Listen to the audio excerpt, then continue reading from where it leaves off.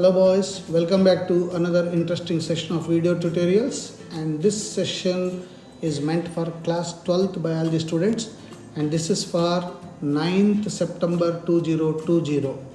We have successfully completed chapter 11 biotechnology principles and processes, and I sincerely hope that you have understood what this all about. Having understood the principles and processes, various tools that are used in biotechnology, we go for the applications part of it. So we are entering today chapter number 12, biotechnology and its applications. So basically we said biology plus technology, that is biotechnology, and where we can apply these applications of it. So the applications of biotechnology include therapeutics, diagnostics, GMO, that is genetically modified organisms or genetically modified crops, processed food, bioremediation, and waste treatment and energy production. Research areas of biotechnology: providing best catalyst in the form of improved organisms, generally a microbe or a pure enzyme, creating optimal conditions through engineering for a catalyst to act, and of course the one that we discussed in our previous session, downstream processing, that is the technology that is used to purify the desired protein. We said recombinant protein. So we are using these research areas biotechnology is used. You can see here the applications of it. As I said first, the environmental protection, food industry we are using it, chemical industry, of course medicines in the form of vaccines, particularly enzymes, and then of course agriculture, that's our aim. And we are going to study about a lot of transgenic plants under GMOs, genetically modified organisms, and of course power industry, and maybe in whatever field that we missed, we will be covering here. So the genetically modified organisms or GMOs, we call it the organism that contains functional foreign gene experimentally introduced into their genome by genetic engineering from another species is called GMOs, genetically modified organisms. And these organisms are also called transgenic organisms, or we say simply transgenics. And foreign gene that alters the host cell genetically is termed as transgene, and production of transgenic organism is known as transgenesis. So basically biotechnology deals with the industrial scale production of biopharmaceuticals, biologicals using genetically modified microbes, fungi, plants and animals. Application of biotechnology, as I said, it's the therapeutics, diagnostics, GMOs that we are talking of for agriculture field, processed food, bioremediation, and waste management and energy production. These are all the various areas where the biotechnology is used. And major research areas, as we said just now, to supply best catalyst in the form of a microbe or a pure enzyme, in the form of improved organism with better characteristics, phenotypic changes, to create optimal conditions by genetic engineering for a catalyst to function, purification of protein or organic compound by developing downstream technologies, which we discussed at length in our previous chapter. These are the major areas of research. And in agriculture particularly, we are going to talk about increase in the food production can be achieved by agrochemical based agriculture, and second of course organic culture, and third and most important one is genetically engineered crop based agriculture. Here we are going to talk about the transgenic plants. So all these come under one revolution called green revolution. So crop production increased by using improved crop varieties. better crop management practices and use of the agrochemicals, fertilizers and pesticides. Of course, our aim is to avoid these fertilizers and pesticides, and instead we use the genetically modified plants or transgenic plants which will be having naturally in their body resistance to pests. So we are going to incorporate the foreign gene or gene that makes the plants to have resistance to pests, various pests. And food supply was tripled but was not enough for growing population. Of course, we know Green Revolution 1, Green Revolution 2 has made a lot of impact on the food production, but still the growing population in our country, the numbers that we say, the number of mouths that are to be fed is becoming increasingly up. So the food supply is always a shortage. Agrochemicals were too expensive for farmers to afford. That every day we are seeing, every year this is a problem. The fertilizer rates are going up, pesticide rates are going up. There were even suicidal cases of farmers. They cannot afford to purchase so costly items. Hence, as a biologist, we need to safeguard our farmers and ensure that at the same time food production goes up without any problem. Increase in yield, that should be the mantra, with existing varieties are not possible with conventional breeding. Of course, we have done all this experimentation, but the product, the yield is not enough. Hence, there is a need for us to think differently. Introduction of genetically modified organism was an alternative to obtain maximum yield. So when existing practices are not enough, then we need to go for the another thinking. Think differently, we say no. So the thinking has to be changed. Some useful aspects of GM plants in agriculture. What is the use of this genetically modified plants or transgenic plants? So improvement in nutritional quality, we are able to make vitamin A enriched rice. In fact, the creation of what we call golden rice is the product of biotechnology.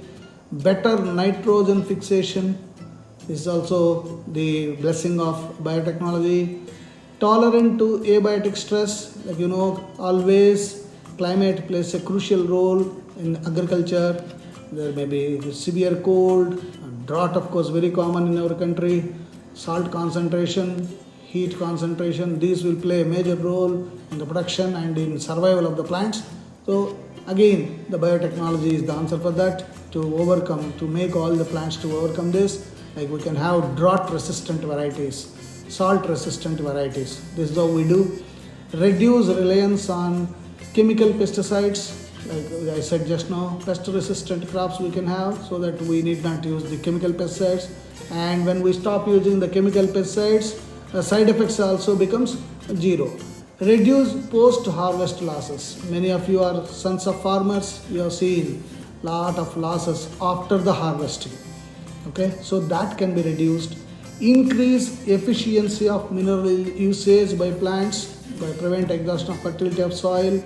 So continuous use of minerals from the demarked area makes soil lose its fertility after some years. Even though we will be practicing crop rotation and mixed cropping, still continuous use of the soil, demarcated soil, will be making the soil to lose fertility. So that also we can overcome through this.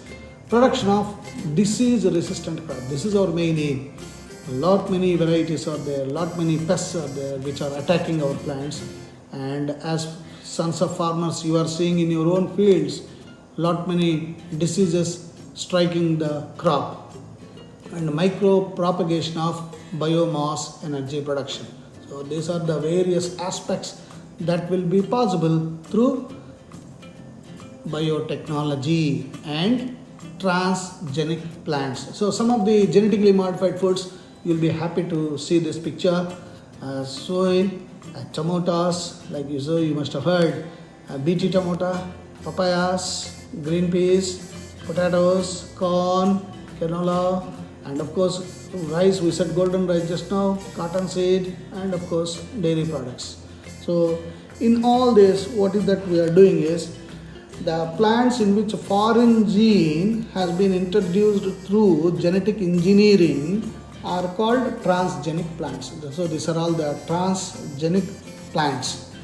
And transgenic plants can be obtained by combination of tissue culture and genetic engineering. So we are going to blend genetic engineering, which we talked about in previous chapter, with tissue culture, which you know in junior classes.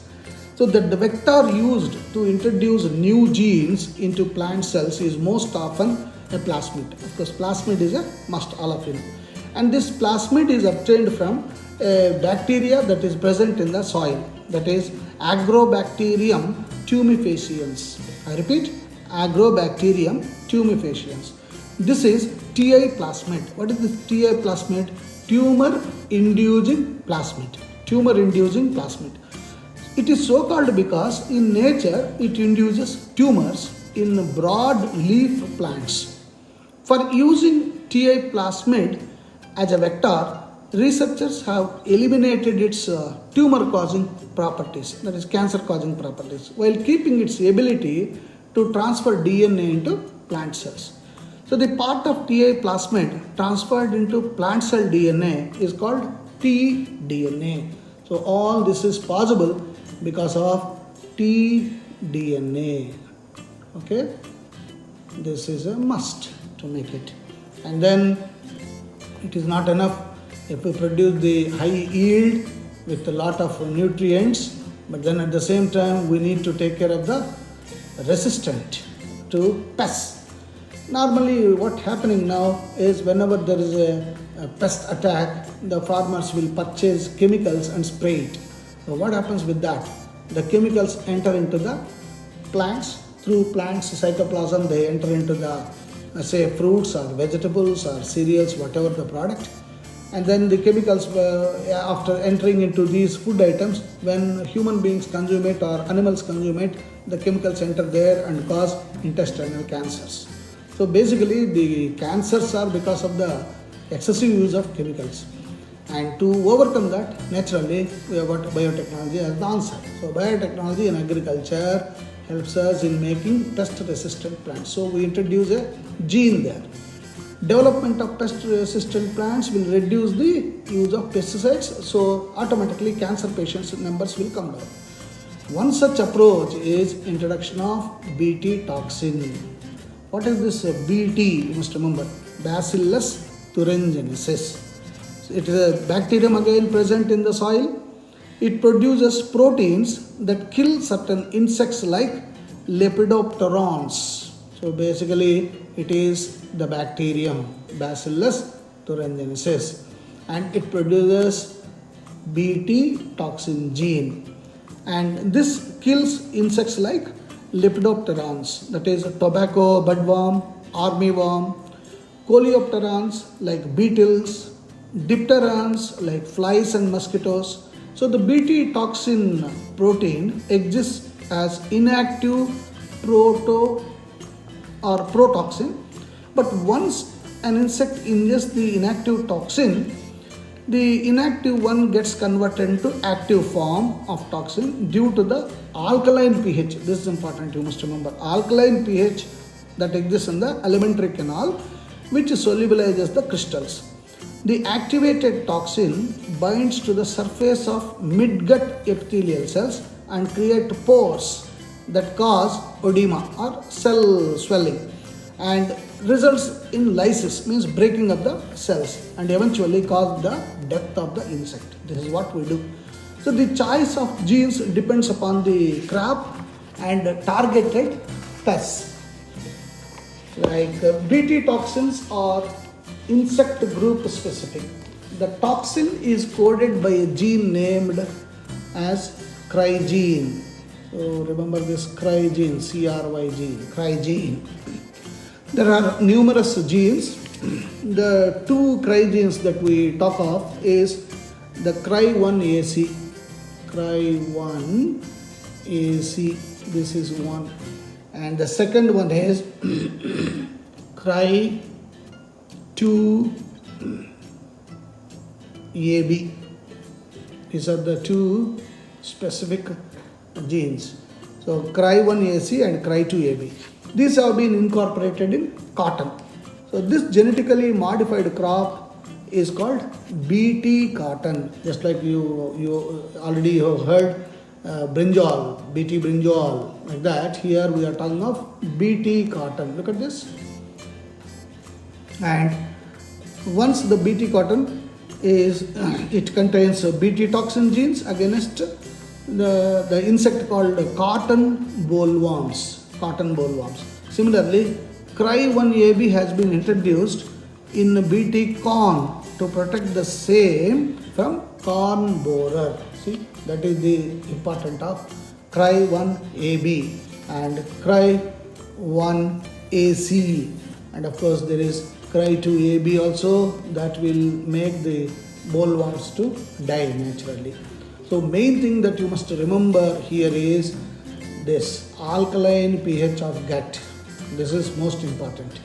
And once the inactive protoxin, you must remember this also, inactive protoxin is becoming activated toxin because of this pH. And once it gets activated, it binds to the surface of mid-gut epithelial cells, and this creates the pores, swelling and lysis results in death of the insect. So this is how we create that. And many nematodes live in plants and animals, including human beings. A nematode, Melidogyne incognita, infects the roots of tobacco plants and causes great reduction in the yield. So again, severe losses will be there for tobacco farmers. A novel strategy is adapted to prevent this infection that was based on the process called RNAi, that is RNA interference. And by this RNA interference, we will be saving the tobacco plants and we will be saving the farmers. We will deal with this separately in our next session.